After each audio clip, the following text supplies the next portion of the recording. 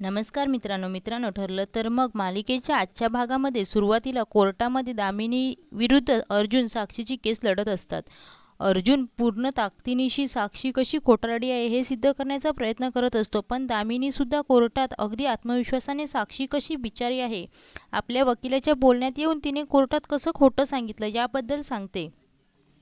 अर्जुन साक्षीला काहीही प्रश्न विचारायला गेला की दामिनी कोर्टाच्या भाषेत शांत करत असते. अर्जुन साक्षीला विचारतो की तुझ्या म्हणण्यानुसार तू वकिलांच्या बोलण्यात येऊन सर्व काही खोटं बोलीस, मग विलासचा मर्डर झाला तेव्हा तू आश्रमाबाहेर पडल्यावर तू 2 तास कुठे होतीस? साक्षीला काय उत्तर द्यावं हे सुचत नाही. ती काहीही बोलायला जाणार तितक्या दामिनी बोलते की सध्या आपण साक्षी निर्दोष आहे, ही केसची सुनावणी करत आहोत. ही मर्डर केसची सुनावणी नाही, त्यामुळे आम्ही याचे उत्तर देऊ शकत नाही. न्यायाधीश सुद्धा दामिनीचा युक्तिवाद योग्य मानतात आणि साक्षीची खोटे पुरावे उभे केले या आरोपातून निर्दोष सुटका करतात. साक्षी सुटल्यावर मैपत कोर्टातच विकृत डान्स करायला लागतो.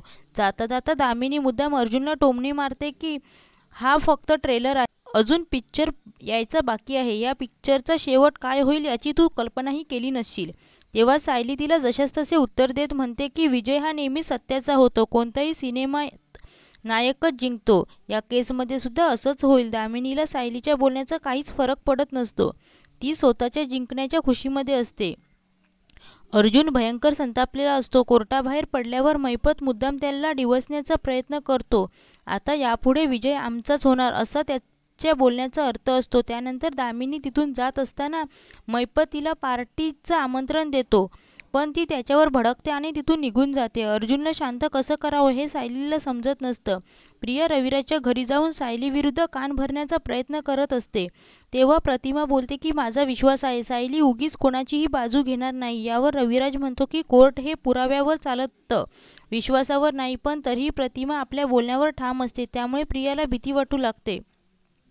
दुसरीकडे अर्जुन रागारागातच घरी येतो. घरात सगळेजण त्याची वाट पाहत असतात, पण तो कोणाशी न बोलता रागात वरती रूममध्ये निघून जातो.